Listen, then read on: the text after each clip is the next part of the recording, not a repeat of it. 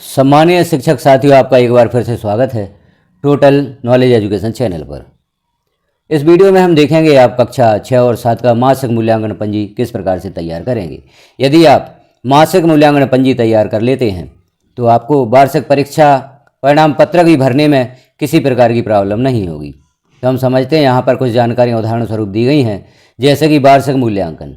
अभी वार्षिक मूल्यांकन संपन्न नहीं हुआ है तो उनके अंक हमने यहाँ पर उदाहरण स्वरूप भरे हैं, तो आप इन्हें उदाहरण स्वरूप ही समझें। और मासिक मूल्यांकन, अर्धवार्षिक मूल्यांकन और प्रोजेक्ट अंक यहाँ पर जो छात्रों ने प्राप्त किए हैं वह भरे गए हैं। तो आप देखें, जैसे ऊपर स्कॉलर नंबर आपको लिखना है, विद्यार्थी का नाम लिखना है, कक्षा लिखेंगे आप जिस कक्षा के छात्रों का यहाँ पर आप मूल्यांकन पंजी तैयार कर रहे हैं। तो जैसे कक्षा 6 और 7 की मूल्यांकन पंजी यहाँ पर हम देख रहे हैं, तो कक्षा 6 या 7 आप लिखें। छात्र का आधार नंबर, अपर आईडी यदि बन गई है तो अपर आईडी लिखें और समग्र आईडी लिखें, माता का नाम, पिता का नाम और जन्म तिथि लिखें। अब हम देखते हैं शैक्षिक क्षेत्रों का मूल्यांकन, प्राप्तांक और ग्रेड। विषय दिए गए हैं, प्रथम भाषा हिंदी, द्वितीय भाषा अंग्रेजी और तृतीय भाषा संस्कृत, गणित, विज्ञान, समाज विज्ञान। और यदि आपके विद्यालय में अतिरिक्त विषय कोई संचालित है तो उसके अंक भी आप भरेंगे। अब पहले हम देखते हैं जानकारी मासिक मूल्यांकन से संबंधित। यहाँ पर आपको जुलाई, अगस्त, सितंबर, अक्टूबर, दिसंबर और जनवरी, इन 6 महीनों के मासिक मूल्यांकन 10-10 अंकों के लेना है। तो जो भी छात्र ने विषयवार 10 अंकों में से अंक प्राप्त किए हैं तो सभी महीनों के आप यहाँ पर अंक भरेंगे और ग्रेड ज्ञात करेंगे। ग्रेड लिखेंगे यहाँ पर और अंक लिखेंगे। अब हम देखते हैं इनका योग आप किस प्रकार से करेंगे। तो योग में आप 2 कॉलम बनाएं, प्राप्तांक योग और अधिवार आपको यहाँ पर लिखना है। तो आप जैसे इन अंकों का योग करते हैं, यहाँ पर जैसे 47 हुआ है, अब अधिवार आपको ज्ञात करना है। तो इन अंकों में आप 6 का भाग दे देंगे तो यहाँ पर अधिवार प्राप्त हो जाता है। जैसे 47 का अधिवार 8 है। अधिवार में आप ध्यान रखें, यहाँ दशमलव में आपको अंकों को नहीं लिखना है, यहाँ राउंड फिगर में आप लिखेंगे। यदि दशमलव के बाद 5 अंक से कम प्राप्त होते हैं तो पहली संख्या आप लिखेंगे, और 0.5 से लेकर और 9 तक अंक प्राप्त होते हैं तो अगला अंक आप लिखेंगे। जैसे यहाँ पर 7.5 होते हैं तो हमें 8 लिखना है, और यदि 7.4 होते हैं तो हमें 7 लिखना है। तो इस प्रकार से आप अधिवार ज्ञात करेंगे। प्रत्येक विषय के मासिक मूल्यांकन के अंक लिखेंगे आप, अधिवार ज्ञात करेंगे, इस प्रकार से योग कर देंगे और ग्रेड लिखेंगे। तो ग्रेड आप देख लें, जो ग्रेड चार्ट दिया गया है आपके परीक्षा फल पंजी पर, उसके अनुसार आप यहाँ पर ग्रेड लिख सकते हैं। वहाँ पर अंकों के अनुसार किस प्रकार से ग्रेड बनेगा वह ग्रेड आप यहाँ पर लिखेंगे। क्योंकि अधिवार का ग्रेड लिखना है, लेकिन यहाँ पर आप जो पूर्णांक प्राप्त हुए हैं उनका ग्रेड लिखते हैं तो वह भी अधिवार के समान ही प्राप्त होता है। अब देखें अर्धवार्षिक मूल्यांकन।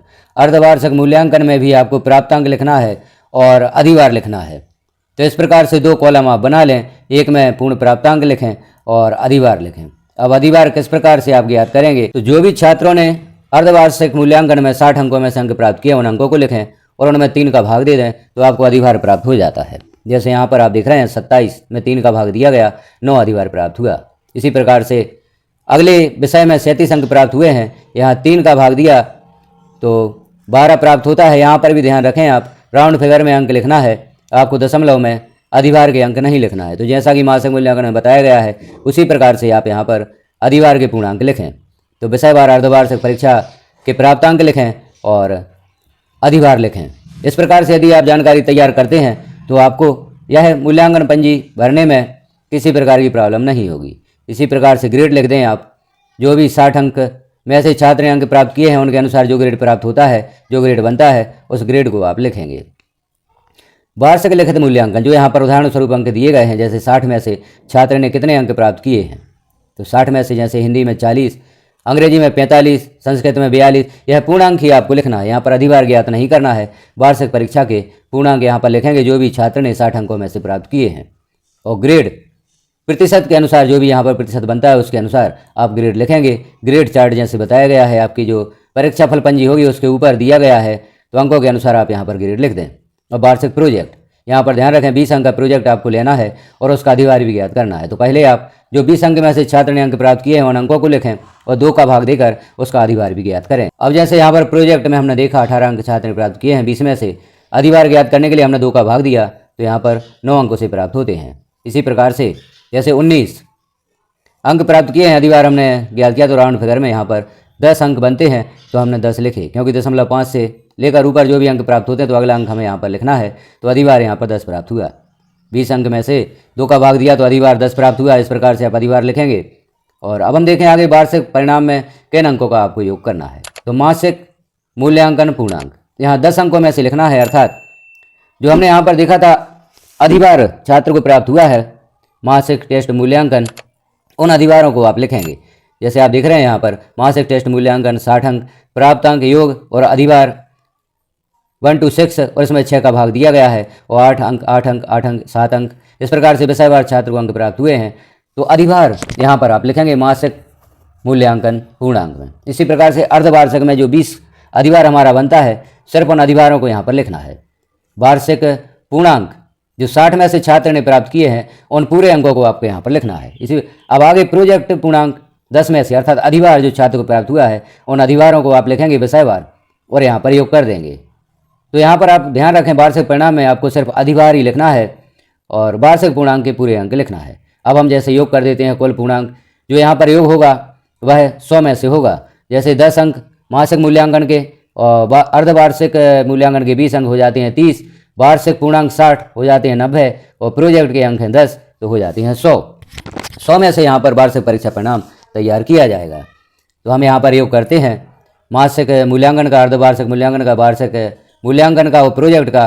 तो 100 में से यहाँ पर योग प्राप्त होता है। इस प्रकार से योग लिखेंगे और इन पर जो ग्रेड बनती है ग्रेड चार्ट के अनुसार आप यहाँ पर ग्रेड लिख दें। इन अंकों का नीचे योग करना है तो जो वार्षिक परिणाम का योग होगा वह आपको प्राप्त हो जाएगा और इस योग की क्या ग्रेड बनती है वह ग्रेड आप यहाँ पर लिख देंगे। अब आगे हम देखें शैक्षिक क्षेत्रों का मूल्यांकन, प्राप्तांक को ग्रेड किस प्रकार से आप लिखेंगे।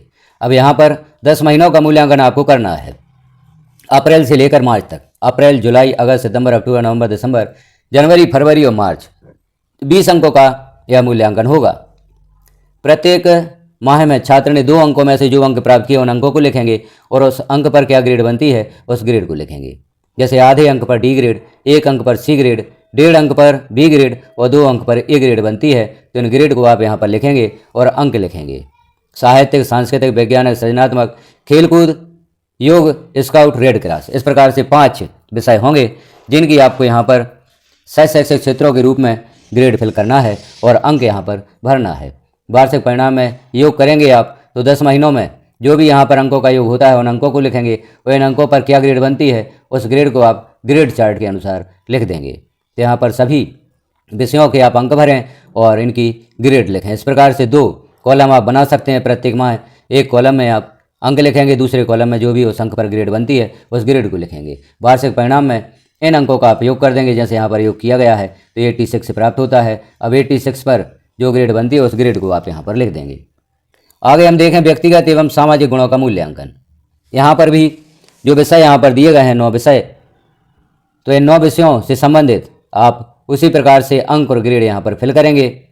पहला जो यहाँ पर माह है यहाँ अप्रैल होगा, फिर जुलाई, अगस्त, सितंबर, अक्टूबर, नवंबर, दिसंबर, जनवरी, फरवरी, मार्च, इस प्रकार से आप यहाँ पर इन अंकों की प्रविष्टि करेंगे और ग्रेड लिखेंगे। वार्षिक परिणाम में जो टोटल होता है यहाँ पर 10 महीनों का उस टोटल को लिखेंगे, योग को लिखेंगे और उस योग पर क्या ग्रेड बनती है उस ग्रेड को आप यहाँ लिख देंगे। इन अंकों का योग भी आप करेंगे। तो यहाँ पर योग होगा जैसे इन अंकों का 145 होता है, 145 पर जो ग्रेड बनती है उस ग्रेड को आप लिख देंगे। अब नीचे आप देख रहे हैं कुल प्राप्तांक ग्रेड का प्लस खा प्लस गा, यह कौन सा योग आप करेंगे। तो यहाँ हम देख लेते हैं जो वार्षिक परिणाम आपने यहाँ पर तैयार किया है। जैसे का कुल प्राप्तांक और ग्रेड, का यहाँ पर दिया गया है 435 योग हुआ है और खा इस प्रकार से होगा 86 योग हुआ है जो कि शैक्षिक क्षेत्रों का मूल्यांकन था। और गा यह होगा व्यक्तिगत सामाजिक गुणों का मूल्यांकन जो 145 प्राप्त हुआ है। इन तीनों का योग यहाँ पर हमने किया, का, खा और गा का, तो यहाँ पर 666 प्राप्त होता है और ग्रेड ए बनता है। तो यहाँ पर ग्रेड भी आप लिख दें।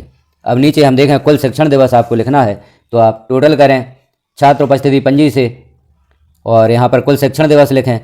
विद्यार्थी कितने दिन उपस्थित रहा उन दिनों को लिखें और नीचे कक्षा अध्यापक के हस्ताक्षर होंगे। शिक्षक का अभिमत ग्रेड के अनुसार होगा। जैसे ए ग्रेड प्राप्त होती है तो यहाँ पर हम जैसे अभिमत उत्तम लिख सकते हैं, सी ग्रेड प्राप्त होती है तो अच्छा लिख सकते हैं और इसी प्रकार से आप ग्रेड के अनुसार यहाँ पर अपना अभिमत दें। वार्षिक परिणाम ग्रेड जो भी नीचे आप देख रहे हैं वार्षिक परिणाम ग्रेड ए प्राप्त हुआ है तो इस ए ग्रेड को आप लिखेंगे उक्त विद्यार्थी को कक्षा 6 या 7 जिस कक्षा का भी आप परीक्षा परिणाम तैयार कर रहे हैं, मासिक मूल्यांकन पंजी तैयार कर रहे हैं, उस कक्षा को लिखेंगे। जैसे कक्षा 6 की आप तैयार कर रहे हैं तो यहाँ पर लिखेंगे उस उक्त विद्यार्थी को कक्षा 6 में कक्षोन्नति दी जाती है।